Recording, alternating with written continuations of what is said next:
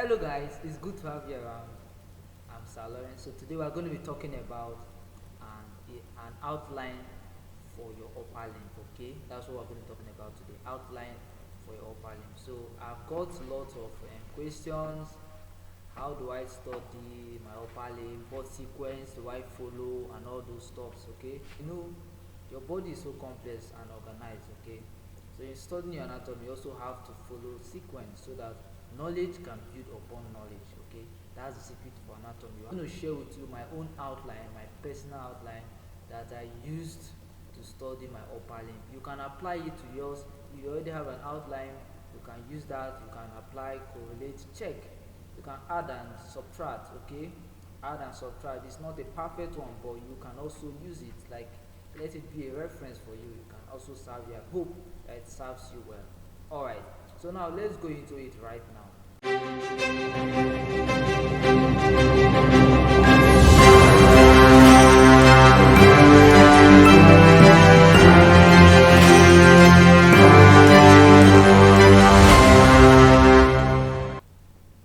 Alright, so in studying your upper limb, you need to know, you already know your general anatomy. You already know the general anatomy because that's the basic thing. You must know that before going into studying the upper limb. You have to know all those bones, what make up bones, the different joints, the ligaments, all those basic knowledge, systems of the body, and all those things. You need to know them before coming into studying your upper limb. And the textbook I would recommend for that is, I know you already have it, Kent Moore. Alright, clinically oriented anatomy by Kent Moore. You can use that, the introductory part of it, that's first part, that's first chapter of it. You can use it to get the whole concept of anatomy, what anatomy is. You know that anatomy is divided into three parts. You already know. You have your gross, you have your histology, and you have your embryology. So when you are studying your anatomy, you have to integrate these three systems together.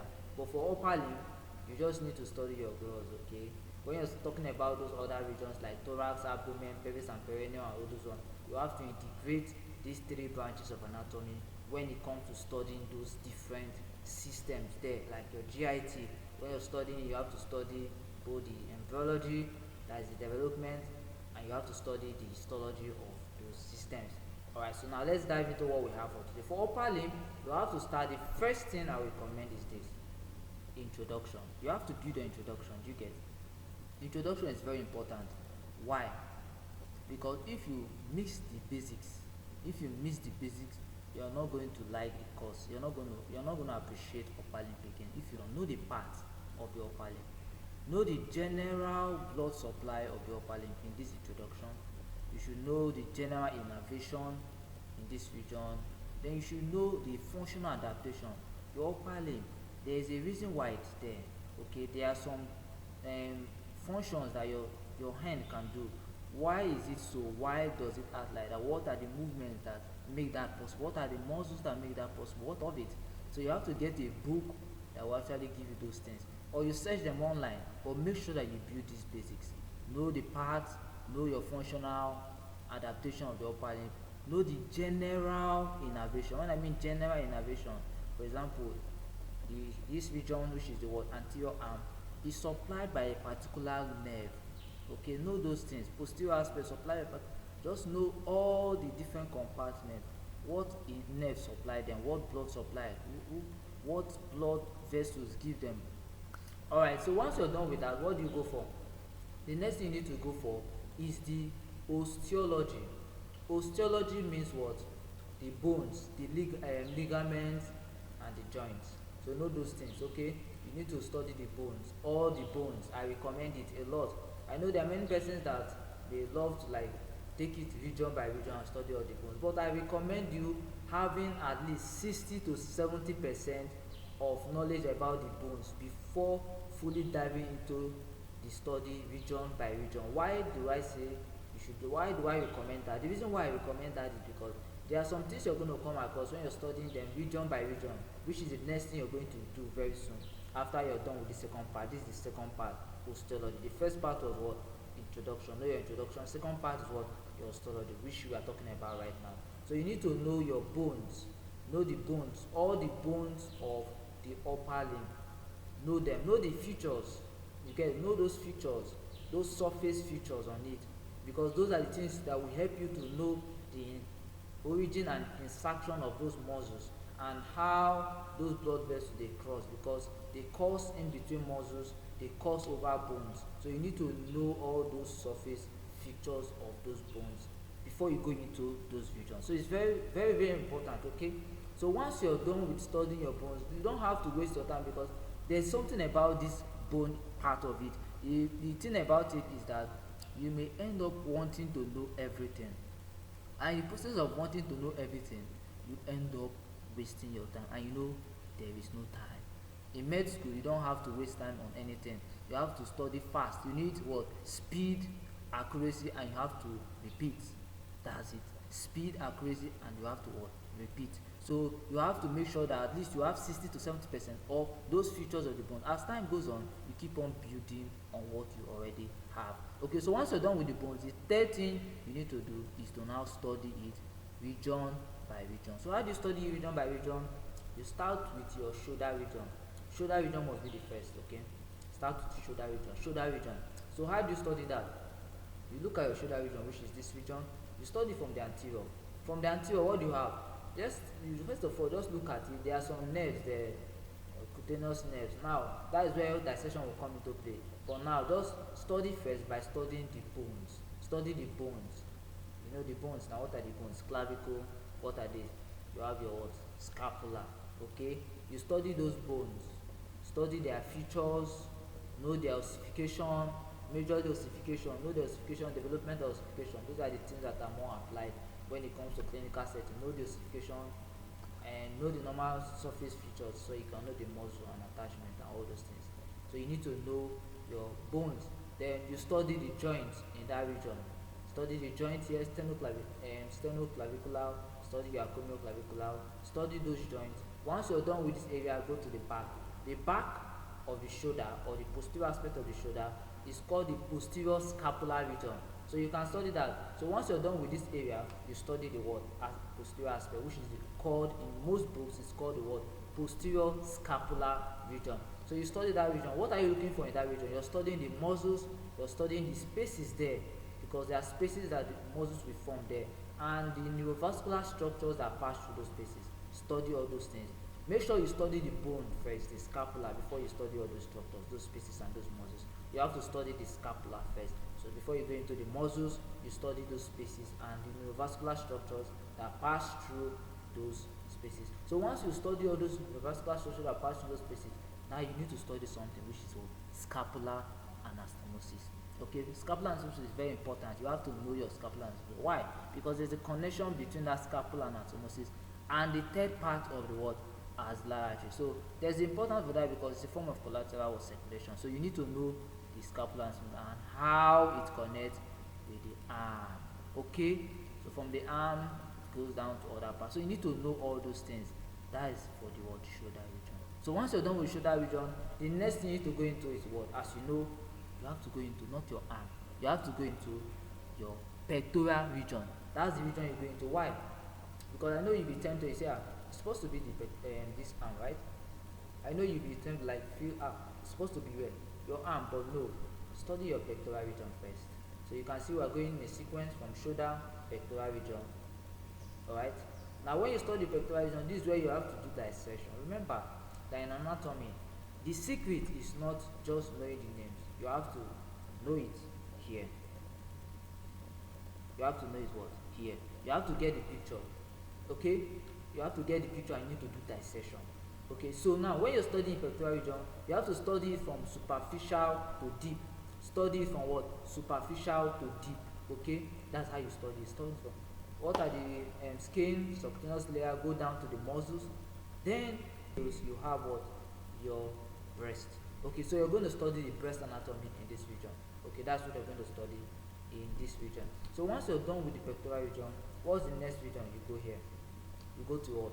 Your axilla. So when you're studying axilla, you have to study every content in the axilla. So we started with first your shoulder region, second your pectoral region, now we're in your axilla, which is the third one.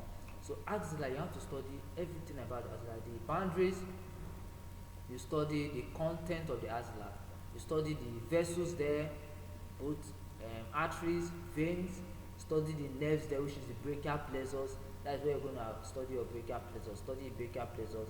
Then you study the lymphatics there. You have to study those axillary group of lymph nodes. Go for your arm here. You study your arm. Study from superficial to deep. You study the anterior aspect and you study the what? The posterior aspect. How do you study it? You must do dissection. So when you study, you go out for what? For dissection. You go to dissection, you go to the dissection room, see these things, do the dissection and see these things you are studying in the arm. Because if you just study and you are not seeing, then how do you apply your knowledge? You have to actually apply by seeing. So once you're done with the arm, what do you go for next? Remember, when you're studying, you must know your glenohumeral joint, which is very important here. So you have to study this joint, very, very important. Okay. So once you're done with your arm, what do you go for now? The next thing you go for is what? Your forearm. So when you're studying your forearm, before going to the forearm, you must study the connection between them, which is the what? Elbow region. So the elbow region has some important things about it. Know the elbow joint, anatomy of the elbow joint. Know the elbow anastomosis. Elbow anastomosis. Forearm. You study your forearm, anterior arm, posterior arm. Know how those vessels cross in between the muscles, oval interosseous membranes and all those stuff. Know them. Very important. Then you go to your posterior aspect, know what happens there, all those, how the vessels cross and everything. The major thing there is not really the muscles, but the vessels. It's the vessels that is very important. Not, forearm is very easy because, you know why? It's easy because it's just knowing the muscles. But what is very important there are the vessels and the nerves that cross in between what? The muscles. So you must know all those things. Know them very, very, very well. So once you're done with that, what do you go for? You go for your hand, which is this. How do you study it? You study first your wrist region. You study the wrist. What do you have to study in wrist? Remember, in studying the wrist, you have to study what? Your wrist joint. Study your wrist joint. Then study your carpal tunnel. It's a common word, right? Carpal tunnel syndrome. You have to study the carpal tunnel. The applied anatomy of it is the carpal tunnel syndrome, which deals with compression of what? Medial nerve. So you need to study all those things. Study your wrist joint. Study your carpal tunnel. Then there's something you need to study, a very important landmark called the anatomical snuff pulse. You need to study that, okay? Because that's where you can palpate your radial artery, which is very important for your surface anatomy. So you need to study that too. Know the boundaries, okay? Know the boundaries. Then you also need to study one very important joint which make the tongue very, very, very what? It is very mobile. It makes the tongue very mobile. What is that? Your first carpal metacarpal joint of the tongue. You need to study that. Very important. These are things that are key when it comes to applied aspect. So these are things you need to study for your wrist area, all these regions. So once you're done with that, you study what? Your arm. The hand, you study what? Your hand. The hand happens to be one of the toughest parts to study when it comes to studying the upper limb. Yeah, that's true. But you can still do it. People did it, and so you can do it. Alright, very small but so loaded. So you need to know every detail about this region. So once you're done with that, what do you study next? Get the overall picture of everything. And how do you get that? By studying the arterial supply of the upper limb. Everything that you study so far, integrate it into one piece. For example, how do the arteries course? Know it in one piece. What are their branches? Know it in one piece. Venous drainage, know everything. Superficial venous drainage, deep venous drainage, know those things in one piece. Once you're done with that, know the innervations, the nerves, how they course, their origin, their course, their termination, their branches. Know all those things in one piece. Once you're done with that, you study the lymphatic drainage of the upper limb. Know it also in one piece. So once you're done with that, what do you go for next? You need to apply your knowledge. You need to apply all you've learned so far. And how do you apply that? Know your surface anatomy.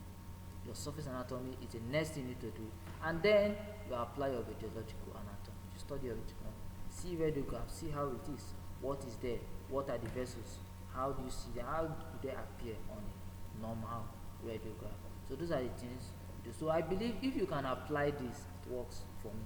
If you apply this to yours, I believe it can work for you. You can integrate it into your own system, integrate into your own outline. I believe it's going to work. I hope this helps you. Okay, thank you for sticking around. It's good to have you around. Bye bye. Hey, thanks for sticking around. It's good to have you around. Like this video if you've got some relevant info and share with your friends. If you are new here, we are so delighted having you around. Please feel free to join us across our social media handles. Links are in the description box below. And don't forget to subscribe to our channel so you don't miss out on upcoming videos like this. See you!